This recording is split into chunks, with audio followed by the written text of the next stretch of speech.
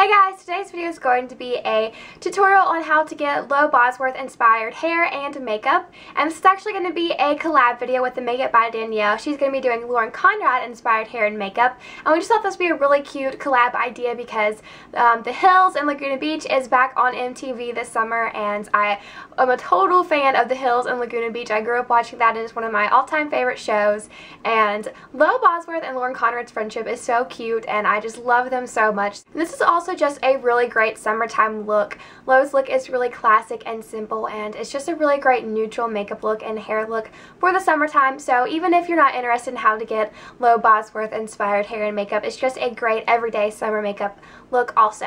So if you want to see how I got this hair that I'm sporting and the makeup that I'm wearing right now, then just keep watching. Okay, so I already have my foundation, concealer, and powder on, but I'm going to apply my blush now for you guys. And Low always has she has a really glowy look, but it's not exactly like a tan look. So what I'm going to be using is a glow blush from Clinique. It looks like this. It has a little bit of corally tint to it, but it's just a nice kind of natural glow looking color. And I'm going to be applying this with the Sigma Large Powder F30 brush. Looks like this. What I'm going to do is I'm just going to kind of start at underneath like the hollows of my cheeks just to kind of contour a little bit, and then just kind of bring it up and really focusing on the apples and then just swiping it up. This way the blush kind of acts as a bronzer and a cheek color. You can also bring a little bit of that color up into your temples. And Low has pretty pale skin, so that's why I'm using this instead of an all-over bronzer.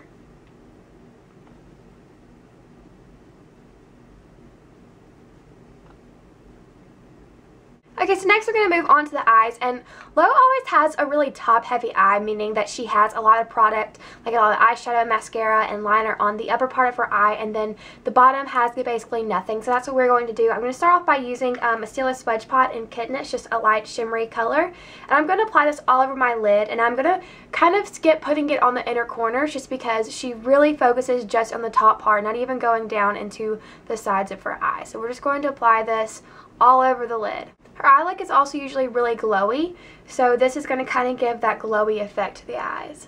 Okay, she typically doesn't have a lot of eyeshadow on anyways, so we're just going to do that, and then we're going to take a little bit of the Naked eyeshadow. It looks like this is just a matte brown color from the Urban Decay Naked palette, and I'm going to use the Blending E25 brush from Sigma, this little mini one, but I'm just going to take some of that color, and I'm going to apply it right into the crease of my eye. And this is just going to kind of define the eyes a little more, but it's really light, so it's not really going to do too much color on there.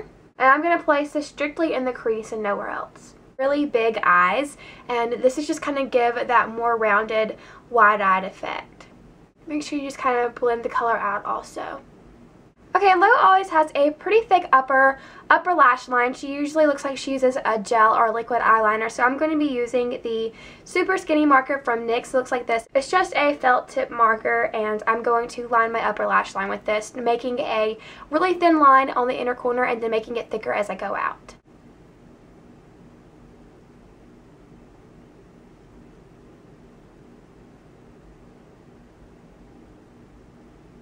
Okay, so I'll just get a little bit closer for you guys to see. As you can tell, I did a pretty thick line towards the end and then thinner in the inner corner, and I did just a slight wing, nothing too dramatic, but I did make sure to just kind of extend the liner just a little bit past my eye. And that's it for eyeshadow. Now I'm just going to curl my lashes and apply mascara.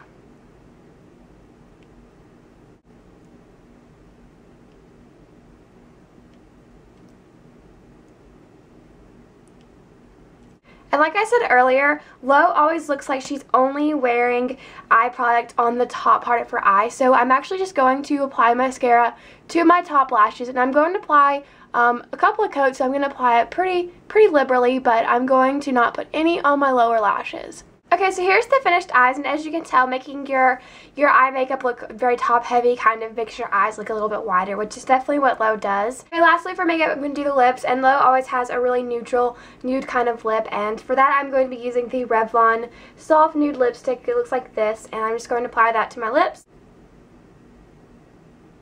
And then over top of that, I'm going to be using the Estee Lauder Tea Rose Lip Gloss.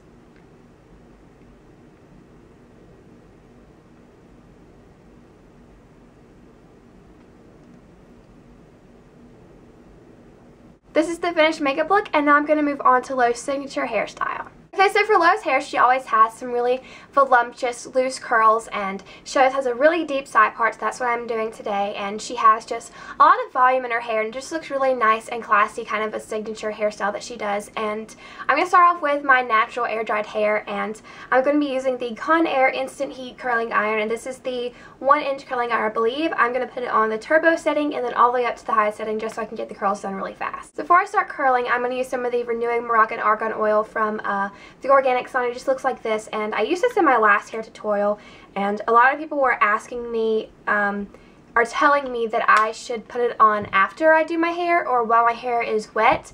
And really, this stuff is just so good, and it really doesn't matter when you apply it. And I just kind of use it as a heat protectant also, so I just apply it to the ends of my hair before I style my hair. So I'm going to start off by curling the side of my hair that has the least amount of hair, and for me that's my left side. I'm going to take a pretty big chunk of hair, about this size of hair. What I'm going to do is I'm going to take the curling iron and place it about in the middle of the section. I'm going to have my clamp facing down, and then I'm going to place the curling iron and I'm going to flip it upwards. It's going to look like this. I'm going to kind of open up the clamp a little bit and slide it down some.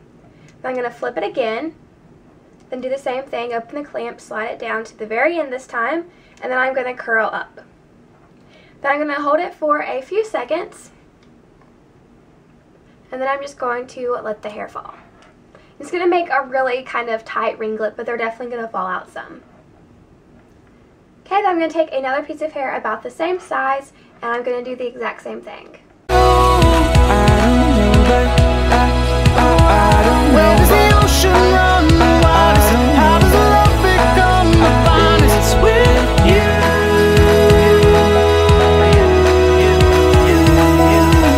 I'm finding all that is to be a peaceful reminiscence of little moments in. Okay, I'm just going to leave the curls as is, and I'm going to move on to the left side of my hair, which is the more thicker side. And I'm just going to take the front piece of my hair, which would kind of be like my bang piece first.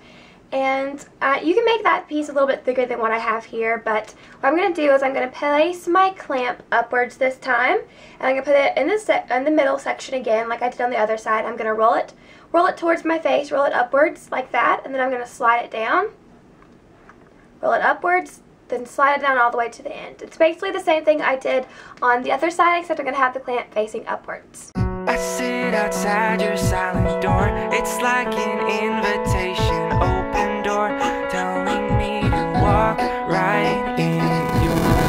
I always like the way you told me everything, and all the time everything is a-okay. And 'cause we don't go here anymore. Oh no.